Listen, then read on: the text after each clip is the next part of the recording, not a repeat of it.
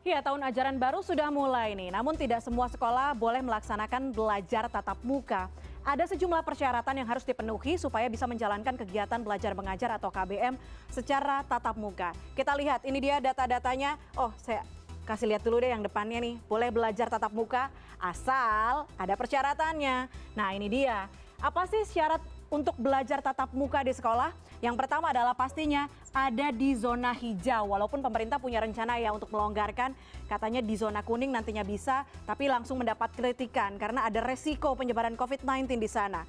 Berikutnya adalah memenuhi daftar periksa. Ini ya, berikutnya sekolah juga harus mampu untuk melihat potensi-potensi yang memang sudah atau menyesuaikan dengan protokol kesehatan yang sudah diberikan oleh pemerintah begitu ya untuk menyelenggarakan pembelajaran tatap muka.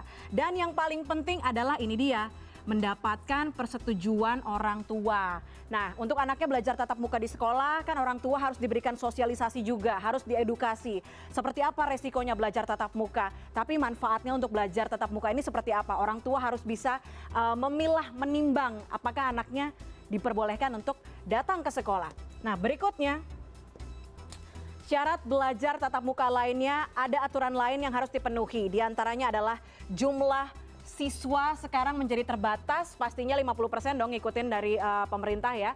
Nah, untuk pendidikan dasar dan menengah ada maksimal 18 siswa per kelasnya, kalau standarnya adalah 28 sampai 36 peserta didik. Kemudian ada jaraknya tetap nih ya, 1,5 meter untuk para siswa belajar tatap muka di kelas. Kemudian kalau kita geser ke PAUD, ada maksimal 5 siswa per kelas. Peserta didiknya hanya 5, standarnya 15 per kelas ya. Kemudian ada SLB, ini kita lihat juga 5 siswa per kelasnya. Standarnya juga 15, standarnya 5 sampai 8 peserta didik ya.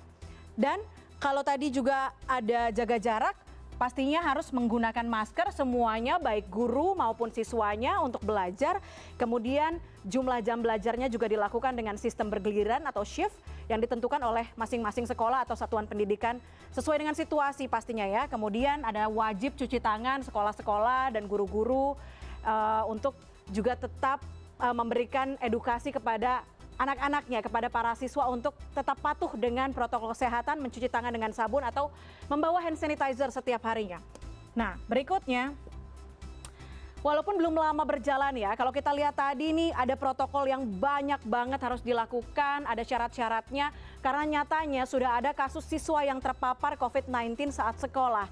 Nah, berikut beberapa kasus yang sudah dihimpun oleh tim Litbang CNN Indonesia. Ada sejumlah sekolah, yang pertama kita soroti adalah di Kalimantan Barat. Ini ya, Kalimantan Barat akhirnya menjalankan tes swab di sekolah-sekolah sebelum kegiatan belajar tatap muka dimulai. Hasilnya bahkan sudah ada 8 guru dan 14 siswa yang dinyatakan positif COVID-19. Dan guru serta siswa ini berasal dari sekolah di Pontianak, kemudian Ketapang, Sambas, dan juga Ngabang. Satu lagi, di Jawa Tengah, di Pati khususnya. Nih, di Pati ada pondok pesantren di sana dan ada 35 santri di salah satu pondok pesantren tersebut terkonfirmasi positif. Jadi waktu itu di tes swab ini pada 9 Agustus 2020. Ya, jadi terkonfirmasi dan penularan ini terjadi karena santri bertemu dengan pihak luar yang kemudian menularkan ke teman santri lainnya. Dan berdasarkan hasil koordinasi tim GTPP COVID-19 Kabupaten Pati dengan pengasuh pondok pesantren, santri yang negatif COVID-19 ini sudah dipulangkan ke daerah asalnya.